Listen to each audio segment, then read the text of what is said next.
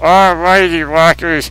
I promised you guys we would have Hank 3 with us here inside the asylum tonight, and that is the case. Joining me now, right from the road on tour, the man himself, Hank 3. How's it going, brother? Oh, hanging in there. Just finally got a day off, recharging, and getting ready to go do it all over again. Very cool, man. How's the tour been so far? It's been good, man. Unfortunately, the shows keep getting longer and longer and longer, so we've been right around the 4.5 to 5 hour mark on some of these shows, but the fans have been having a lot of fun. They've been making it.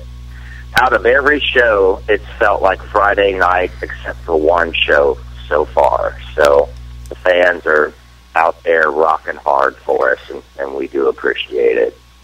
Well, that's good to hear. It's good to hear, too, that the shows are getting longer. That means your fans are really getting into each and every show, and it allows you to have some more fun with them each and every night, as opposed to sticking to whatever time frame you might have originally planned. Yeah, well, my whole career, I've always played long shows, and right now, the biggest thing, I'm just trying to squeeze in all the different sounds in. I mean, no matter what, I've been doing straight up 2 hours of country music. Then we do maybe 20 minutes of the hillbilly sound, sometimes 30 to 40 minutes of the fiendish threat sound. Then we go off into the doom, attention deficit domination for a while, and then we end the night with 3-bar ranch. And, some bars out there don't have curfews, and we'll play from 8 o'clock all the way to 12:45 or 1 a.m. And then some bars do have curfews, and we only can do a 3-hour show. So it just really depends. It's always different. I never really play to a set list. It's kind of off the top of my head, so it keeps it fresh night after night, especially for some people that might be coming to see like 2 shows in a row. They'll get something a little different every time that we play. Well, that's something interesting, because I'm new to your music, as is some of my audience. I was first introduced to your music with A Fiendish Threat, because it's closer to the rock and metal that I do, as opposed to the country stuff that you are known for. And it's kind of refreshing to hear that you are an artist that just goes show by show in regards to what you're going to play. Is that something you've always done throughout your career, or is that something you've done recently because you have so many different areas to choose from musically? Well, I've always stayed true to my gun, so to speak. But basically, it depends if I'm playing a family show. Like, say I'm playing a fireman's fundraiser, and I got to do a family show. I know how to do a family show. And if I'm doing a full-on onslaught of everything, and it's a rock and roll show, and people are wanting to get pumped up, I know how to deliver that kind of show. So I kind of feed off of the crowd. But in general, at least the last 12 years, I've been doing the Jekyll and Hyde shows nonstop.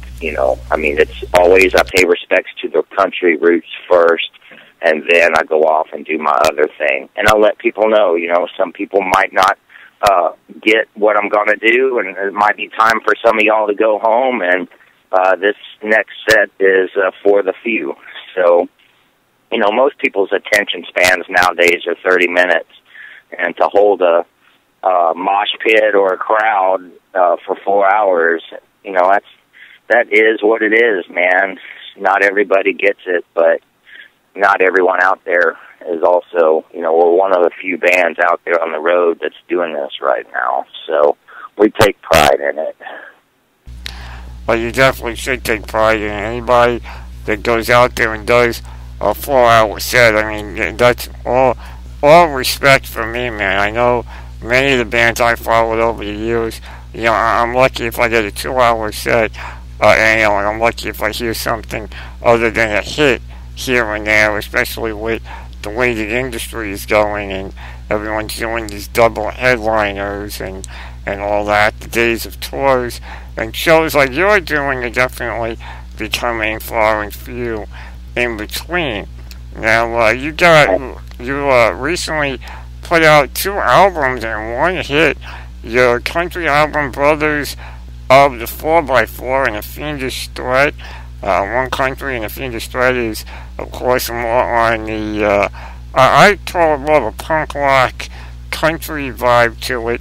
That's how I like to categorize it. How did you manage to put out 2 albums, and forget put out, how did you manage to write and record 2 albums at one time? It's just being excited and getting into it while I can, pretty much. I won't be able to do it forever, but those 2 records, just once it started flowing, they just kept coming at me. So I couldn't. Once it stops, it's hard to. Once it starts, it's hard to stop, and the songs just kept flowing. So the country record came very easy. All the players pulled together over 20 songs. There was only maybe 10 or 12 minutes of editing on that whole record. So all the players really stepped up to the plate and played their instruments. So there wasn't hardly any Pro Tool tricks going on that record. And The Fiendish Threat, I wanted people to think of Minor Threat and the Misfits when they heard the name of it, because if it was going to be classified as if they were going to say, oh, it sounds like something, I wanted it to sound like them, because they were the people that taught me how to play my instruments. There's many influences on the Fiendish Threat record, from Minor Threat to Misfits to the Ramones to Jane's Addiction to Violent Femmes, and on and on and on. So to me, it was a throwback record of paying respects. Hats off to 7 Seconds for working with me on one of the songs, and it was having the stand-up bass and the acoustic guitar with fuzz on it, I think just made it have a little more of a raw and a unique sound to it. And it was a lot of fun making those records and singing. That kind of singing style for me is different as well. So both of them came really smooth and went really quick. So I was glad that they're out there, they're available. We've been touring on them since 2013, since basically before October 2013. We've been out there. We're trying to hit everywhere in 2014 that we didn't get to hit in 2013. Yeah, I got you. Matter of fact, I've heard that your New York show, at the time this is being heard, your New York show will have come and gone. And it's the first time that you're coming back into the New York area in 2 years. Was that something that you wanted to definitely get back into this area? Was it scheduling issues previously, or lack of venues? What kept you out of the New York area for so long? Well, in general, I always like to play downtown New York and Brooklyn, and a lot of the times I always have to choose one or the other. I've always had a great camaraderie and a great history with Brooklyn, and this time around, I like the Gramercy. It's got a good feel to it, and I wish I could have done the Gramercy and a place in Brooklyn, but it just didn't get to happen that way this time. But it's always just a little more tricky. It doesn't matter what city it is. Once you play a really, really big city, sometimes it can be a little more tricky. So that's why it took a little longer for us to get back around this way. But we're going to be winding it up tomorrow night, and looking forward to it, man. We're going to be putting it all on the line. Well, that's good to hear with that one, for sure. I know, being from the New York area, and specifically being from Brooklyn, I can tell you that the venues are, it's a sign that at times, unfortunately, the venues, the good ones are slowly disappearing, and ones that would be big enough for your crowd would far and few in between in Brooklyn. I mean, just off the top of my head, there's the Williamsburg. There's what's the name of the place? There's one in Williamsburg that the name is escaping me. Then there's Knitting Factory Brooklyn, but there are very few large enough venues. So you playing the Gramercy is a great venue to be hitting up, as well as very easily accessible to anyone from Brooklyn wanting to travel in to the city. Hopefully you guys caught that show, as I said, just airing after the time when you were in the area. And now this tour is just a brief eastern coast tour that you're on.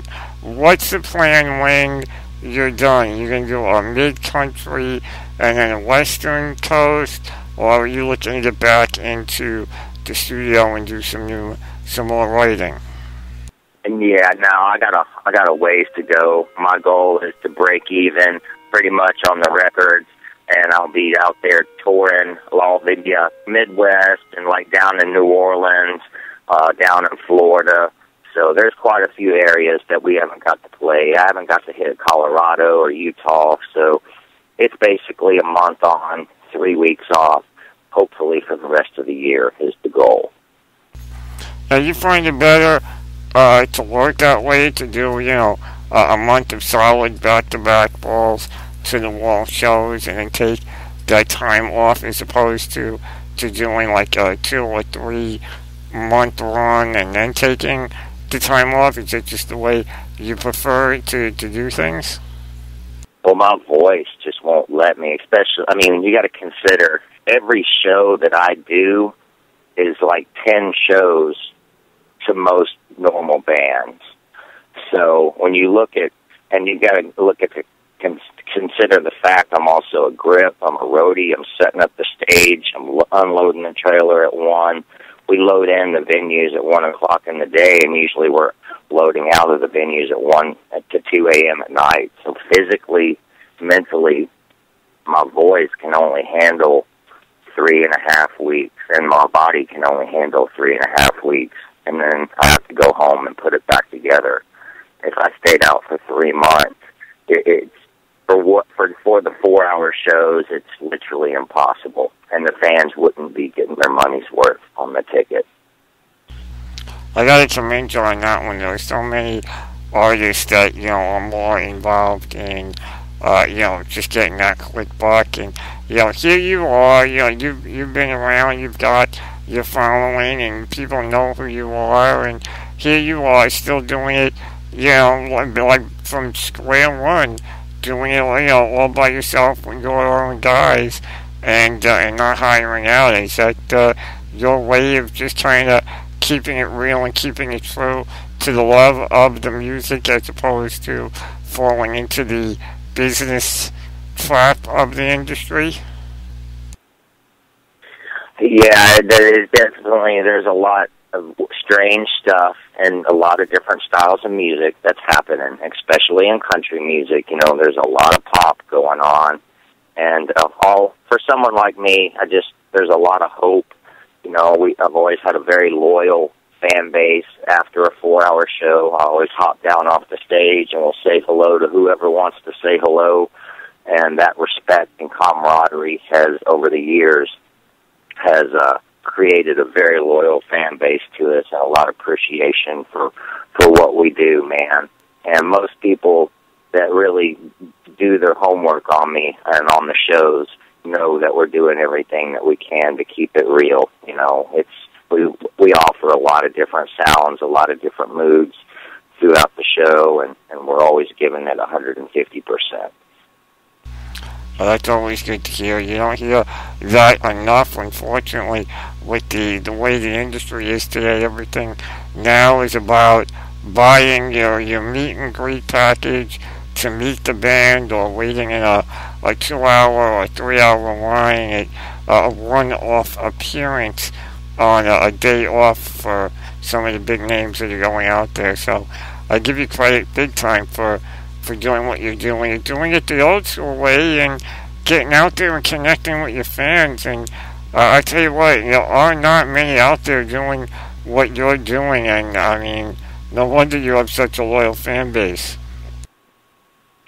Well, very proud to have them, man, through all the different styles of music. And, it's a very awesome. 18 to 80 is our crowd, all around the spectrum, from normal people to punk rockers to heavy metal guys to cowboys to bikers, all over. A lot of people come under the same roof and get along and have some fun. So it's always good to see the camaraderie out there. So we're very proud to be able to do it. As you should be, man. All right. I don't want to keep you much longer. I know you got the rest of that voice of yours. I don't want to be the cause of a shortened set for any of the shows coming up, man. I want you to make sure you are your full, true potential for your show. I want to thank you, Hank, for coming on here tonight and talking a little bit about what you got going on and your new albums, Brothers of the 4x4. For those of you country lovers and for you rock and metal heads like me, A Fiendish Threat's a great album to pick up.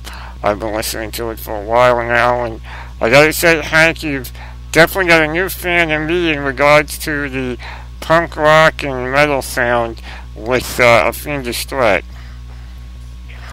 Oh, definitely here soon. I'll be delivering a full-on metal record. Right now, The Fiendish Threat, the title track off of that song is probably the heaviest off of that record. And like I said, it's a throwback record. So, but here soon I'll be bringing some of the more super heavy stuff your way, man. So I will keep on keeping on and hopefully see all y'all sooner than later. Look forward to hearing that one, Hank. And thank you again. How about, normally I would ask what song to play, but you mentioned the title track, so should I go on and play that one for everyone? Okay, you're going to play A Fiendish Threat? I'll play that one, or if there's another one you'd like me to play, I'll be more than happy to play. I always have my guests pick out a song from their list. I would say play Fiendish Threat or Watching You Suffer. One of those two.